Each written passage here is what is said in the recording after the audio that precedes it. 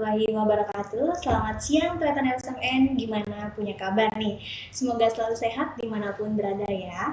Nah, omong-omong bulan ini tuh bulan Februari yang biasanya dikenal bulan kanker biasanya, dan apalagi untuk tanggal 15 ini memperingati Hari Kanker Anak Sedunia, seperti itu. Kita ngobrol santai aja selama 30 menit ke depan, jangan sampai di skip ya. Oke, saya Ayu Anita dan di samping saya sudah ada narasumber kita hari ini, yaitu Dr. Raden Muhammad Zulfan Jauhari, spesialis anak, dokter spesialis anak RSMN. Boleh say hello dulu, dokter? Halo sobat RSMN, saya Dr. Zulfan, spesialis anak di Rumah Sakit Muhammad Nur Pamekasan. Salam kenal semuanya ya. Iya, salam kenal tuh katanya Dr. Zulfan. Gimana punya kabar dok untuk hari ini? Alhamdulillah kabar baik semua. Juga mendoakan supaya sobat RSMN sehat semuanya ya. Sorry, dokter, kita ngomongin kanker nih dokter, mungkin santai aja ya. Kanker itu menjadi suatu penyakit yang sangat menakutkan gitu ya dokter ya. Nah, biasanya kan kanker memang dialami oleh orang-orang dewasa. Itu mungkin bukan biasanya sih, tapi generalnya biasanya seperti itu dokter. Nah, ini malah ada kanker yang kanker anak gitu, terkena ke anak-anak. Nah, itu gimana sih dokter? Memang kanker itu apa sih? Jadi begini Tretan RSMN, pengertian dari kanker atau yang biasanya kita sebut dengan leukemia. Jadi leukemia itu merupakan keganasan yang berasal dari sel darah putih atau yang biasanya kita sebut dengan leukosit. Sedangkan pada umumnya leukosit itu merupakan bentuk dari pertahanan tubuh untuk melawan infeksi atau benda asing yang masuk ke dalam tubuh. Sedangkan pada anak-anak yang menderita leukemia, jadi sumsum tulang itu akan memproduksi sel leukemia sehingga menyebabkan sel darah putih itu tidak bisa melawan infeksi tersebut. Biasanya dokter, kanker apa sih yang paling sering terjadi pada anak? Jadi yang leukemia yang paling sering dijumpai pada anak yang pertama yaitu leukemia limfoblastik akut, yang kedua leukemia myeloblastik akut, dan sebagian kecil yaitu leukemia myeloblastik kronik. Oke, mungkin bisa dijelaskan dokter apa tuh? Jadi yang menentukan ketiga-tiganya itu sama-sama leukemia, tetapi beda dari jenisnya saja. Jadi jenisnya itu akan ditentukan dari morfologi sel, yaitu berdasarkan dari immunophenotyping untuk menentukan jenis-jenis dari leukemia itu sendiri. Oke. Kalau dari gejalanya tuh dokter, gejalanya pada anak yang terkena kanker tuh biasanya apa dokter? Yang paling menonjol biasanya gitu dokter? Jadi tretan RSMN harus waspada terhadap apabila anak mempunyai keluhan seperti pucat, terus sering adanya perdarahan seperti mimisan, BAB darah, terus sering memar apabila jatuh, dan nyeri persendian, demam yang lama yang berlangsung sampai 2 minggu. Nah, kalau sudah keluar keluhan seperti itu, harap segera kontrol ke Rumah Sakit Muhammad Nur ya, Tretan RSMN. Oke. Jadi mimisan itu masuk ke dalam salah satu cirinya tadi ya dokter ya? Ya, jadi mimisan atau mimisan atau epistasis itu merupakan suatu gejala dari kelainan darah atau biasanya yaitu leukemia. Oke. Kalau mitosnya sih dokter, katanya kalau misalkan anak-anak sering aktif banget gitu dokter, loncat ke sana kemari, akibatnya kan terlalu capek banget, nah itu bisa mimisan gitu. Nah itu gimana dokter? Jadi mimisan itu sendiri bukan salah satu gejala dari leukemia itu sendiri. Jadi bisa dari biasanya kelainan dari pembuluh darah yang di hidung yang tipis akibat anak terlalu aktif sehingga gampang pecah sehingga menyebabkan mimisan. Sehingga ada kasus seperti saat ini, yaitu yang lagi marak, yaitu kasus DBD. Jadi demam tinggi sampai anaknya panas tinggi sampai suhunya 40 sehingga menyebabkan mimisan. Mungkin kalau dokter, kayak ada bahasanya orang itu dia anaknya itu geraknya lamban, terus dia sering stay, itu bisa termasuk gejalanya nggak dokter? Bisa. Oh. Salah Soalnya satu ciri kanker juga gitu dok. Jadi salah satu gejala, jadi sumsum tulang itu memproduksi sel leukosit yang tidak abnormal yang disebut biasanya sel leukemia. Nah, sel leukemia sendiri disebarkan secara progresif lewat sumsum tulang, yaitu melalui hati, uh, uh, apa ya, maksudnya diproduksi oleh sumsum tulang dan disebarkan secara progresif ke hati, ke otak. Jadi kalau ke hati dia bisa menyebabkan perut terasa begah atau membesar. Kalau dia ke otak bisa menyebabkan gumpalan sehingga menyebabkan kejang. Oke, siap. Biasanya kalau pengobatannya itu gimana dokter? Kalau pada kanker anak. Jadi apabila sudah ada gini, sebelum pengobatan yang harus dilalui jika ada keluhan seperti pucat, terus nyeri persendian, ada demam yang berlangsung lama, terus ada kejang, segera bawa ke rumah sakit untuk dilakukan pemeriksaan ya. Untuk pemeriksaan yang mengarah ke kecurigaan mengarah ke leukemia itu ada dua, yaitu aspirasi sumsum tulang dan biopsi, yaitu untuk melihat morfologi sel sehingga bisa dilakukan immunophenotyping sehingga bisa melihat jenis-jenis tipe dari leukemianya itu sendiri. Kalau yang bicara tentang stadium nih dokter, pada kanker anak juga kayak gitu ya dok ya, stadium 1, 2, 3. Jadi untuk stadium sendiri, jadi berdasarkan biasanya dari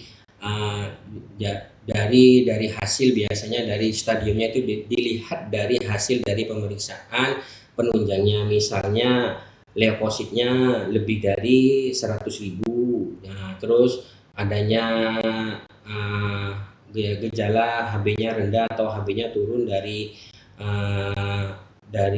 normal, terus terjadinya trombositopenia, terus anak di bawah usia 1 tahun, dan anak usianya di atas lebih dari 5 tahun sehingga menyebabkan prognosisnya itu jelek. Kalau misalkan perbedaannya sendiri dokter, stadium 1, 2, 3 itu apa dok? Perbedaannya? Jadi tidak ada perbedaan. Yang membedakan yaitu keluhannya saja dan keluhan yang menyertai dari leukemianya itu sendiri. Ini berkaitan sama terapinya nanti ya dok ya? Kalau terapinya sendiri itu ada dua, yaitu terapi kuratif dan terapi suportif. Terapi kuratifnya sendiri, tretanesemen, yaitu kemoterapi yang sudah disesuaikan sama tipe-tipe jenis leukemianya. Sedangkan terapi suportifnya yaitu seperti nomor 1 pengendalian infeksi, nomor 2 yaitu transfusi darah, nomor 3 yaitu nutrisi harus adekuat, nomor 4 yaitu pendampingan psikologi, yaitu terutama untuk orang tua dan pasien itu sendiri. Nah, bicara tentang kanker lagi dokter, ini kan banyak banget ya dokter. Saya sempat baca juga itu di WHO, katanya kurang lebih itu sekitar 400.000 anak setiap tahun kan gitu ya dokter. Jadi itu kan banyak banget gitu dokter. Nah, upaya apa sih dokter yang bisa dilakukan gitu agar mencegah terjadinya kanker pada anak ini gitu? Untuk saat ini dari UKK hematologi tidak ada kayaknya. Tidak ada upaya untuk pencegahan. Maksudnya itu kan semacam genetiknya itu kayak gitu. Jadi kanker itu genetik. Jadi kalau talasemia itu bisa seperti tidak boleh pernikahan antar keluarga. Kalau ini tidak boleh kayaknya. Tidak ada pencegahannya. Jadi upaya kalau kayak hidup sehat apa itu dokter? Ya, salah satu hidup sehat bisa. Jadi untuk salah satu hidup sehat itu sendiri, misalnya seperti kalau sudah terkena leukemia itu, maksudnya hidup sehatnya itu makan makanan nutrisi yang sehat seperti itu. Jadi tidak boleh nyamil seperti ada kandungan MSG-nya. Mau MSG gitu. Oh berarti bukan MSG itu bukan bikin bodoh, tapi bisa bikin kanker. Ya, bisa kayak gitu. Jadi harus camilannya harus dijaga. Oke. Kalau misalkan makan makanan yang dibakar katanya gitu dok, itu kan bisa sering tuh dok katanya dok. Jadi, itu kenapa dok? Sementara untuk makanan-makanan yang dibakar itu kan ada kandungan karsinogeniknya. Mungkin dengan kandungan apabila terlalu banyak mengkonsumsi makanan-makanan yang mengandung karsinogenik bisa memicu untuk terjadinya kedepannya yaitu terjadinya kelainan darah. Jadi kalau pada anak itu kebanyakan kanker itu disebabkan oleh genetik. Untuk saat ini masih belum bisa dijelaskan. Jadi untuk saat ini penyebab dari munculnya terjadinya leukemia masih belum bisa dijelaskan. Belum bisa dijelaskan. Oke, siap. Mungkin ada motivasi atau apa dokter untuk anak-anak kanker di Indonesia dokter, untuk keluarganya, untuk support mentalnya kayak gitu dokter. Jadi untuk adik-adik yang sedang menderita leukemia dan sedang menjalani kemoterapi tetap semangat, semuanya bisa dilalui, semua bisa dilalui. Harapan, cinta dan doa kami dari RSMN tetap mendoakan adik-adik sekalian. Selamat Hari Kanker Anak. Selamat memperingati Hari Kanker Anak sedunia.